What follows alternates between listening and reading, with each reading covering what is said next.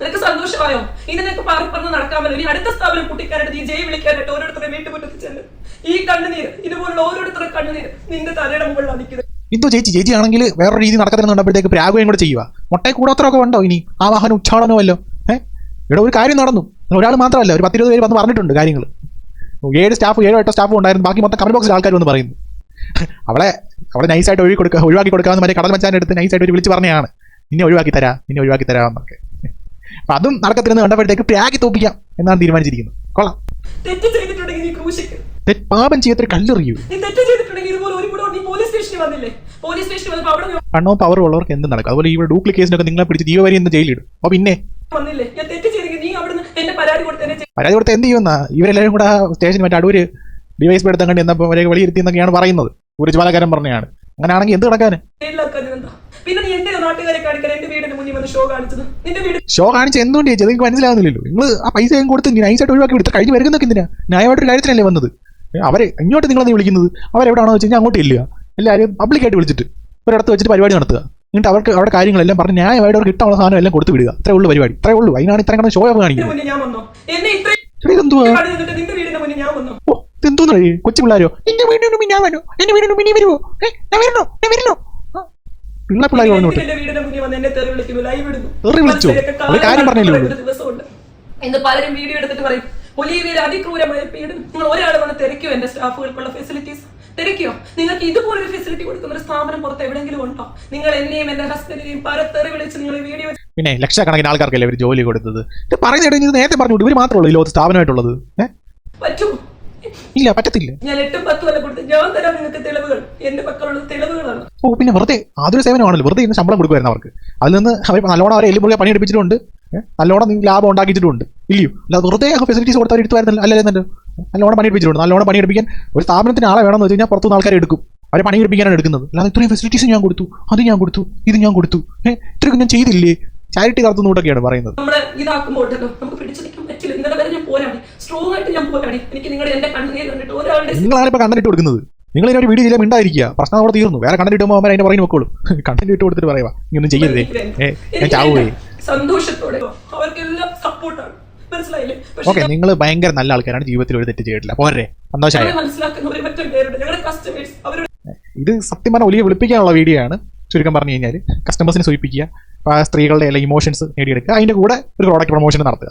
അതാണ് ഇവിടെ നടന്നത്. പിന്നെ എല്ലാവർക്കും ഇട്ടൊരു പണിയും കൊടുക്കുക, പ്രാഗുക, ചാകുമെന്ന് പറഞ്ഞ് ഭീഷണിപ്പെടുത്തുക. ഇതാണ് ഈ വീഡിയോയുടെ ചുരുക്കം. എനിക്കറിയത്തില്ല എന്റെ കസ്റ്റമേഴ്സിനോട് എനിക്ക് എന്താ പറയണമെന്ന് എനിക്കറിയത്തില്ല. അവർ നിങ്ങൾക്ക് വേണ്ടി ഇപ്പോഴും കിടപ്പുണ്ട് വീടിനകത്ത്. ഈ ഐറ്റംസ് എല്ലാം നിങ്ങൾക്ക് വേണ്ടി റേറ്റ് ഞാൻ നിങ്ങളുടെ കയ്യിൽ ഒരു തട്ടിപ്പോ വെട്ടിപ്പോ കാണിച്ചിട്ടില്ല.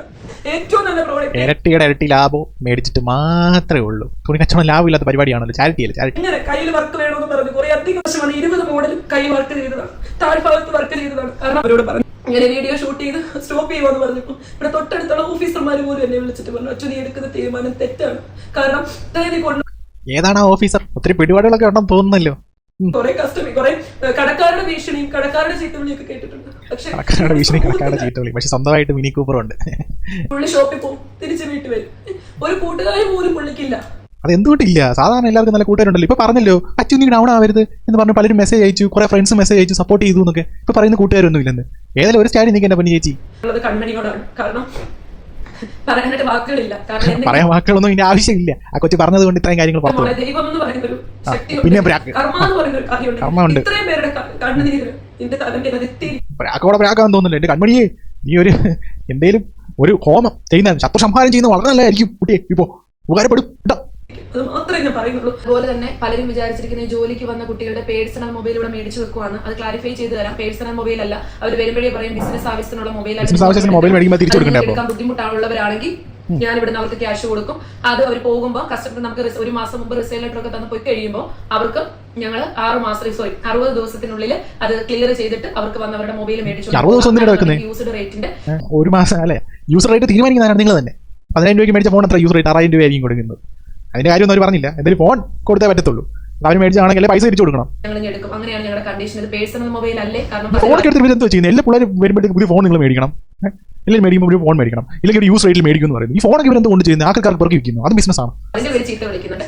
അപ്പൊ അതുകൊണ്ട് എനിക്ക് ഈ ആരോപണം ഉന്നയിച്ച ബിസിനസിനോടും ഒരു കൂട്ടം ഇതുകൊണ്ടാണ് നിങ്ങൾ കളിച്ചത് കേട്ടോ. നിങ്ങൾ വെറുതെ വന്നിട്ട് പോയവരാന്ന് അത്ര നേരം കഴിഞ്ഞ് വരികയായിരുന്നു. ഈ ചേച്ചി സീരിയസ് ആയി.